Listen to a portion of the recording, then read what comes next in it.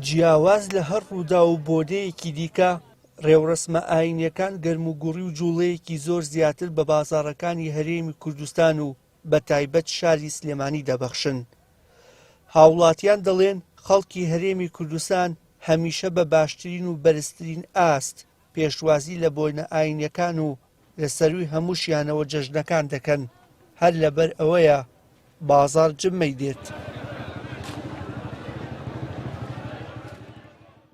طبعا ما هەروایە بەرەو جەژنە ڕۆین بازار قەرەباڵغە بڵێ نەڵێ بەڕاستی مەش وەکارەکەی جەژنە تە خەڵێکی مەزبورە بەڕاستی ترێ ئەو ماوەش مەعاش دراوە تر لەخوا بەزیاد بێت بازار بەرەو باش بوون چووە ئەلحەمدوللیلا ئەلحەمدوللیلا سوپاس بۆخوا مەش فەزلی خوایە بەڕاستی تیگەلی کوردار هەبووە لەخوا بەزیاد بێت مسلمان بوون ئەهلی دیندار بوون ئەلحەمدوللیلا سوپاس بۆخوا سوپاس بۆخوا هەمیشە میلەتی کورد لە بۆنە ئاینەکانە ئامادەباشی هەبووە بەتایبەت لە ڕەمەزانی پیرۆزە زیاتر ئامادەباشی کردووە و بەردەوامیشە ئامادەباشی باشیشی کردووە بۆ جەژن.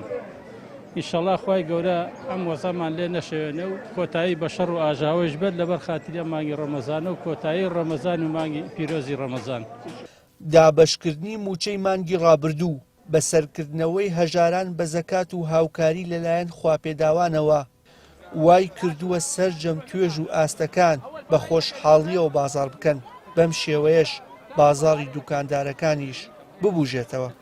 ئینشەڵڵا بەڕەحەتی و بە خۆشی دوعاوخوازی لەکەین و بەخێر بێسەر چاو ئەمجار پێشمان خۆش و ڕەمەزانێکی پێنج و خۆش و ئەلحەمدوللیلا. ساروخێ و بێمەعاشی هەیە و خەڵک دڵی خۆش نییە باشە خەریکە خەڵک واز لە بۆنە ئاینیەکە ناهێنێ بەس بۆ نەورۆزیش لەوە چێ بۆ لەبەر قەڵەواڵخی و درۆن و ئەو شتانە نەکرێکی ناگەر بکرێ بازاڕێکی باشە بێ.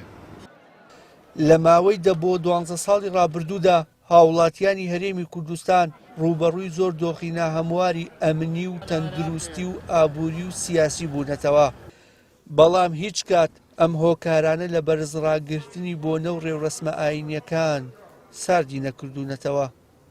وشیار محەممەد، کەناڵی ئاسمانی پەیام، سلێمانی.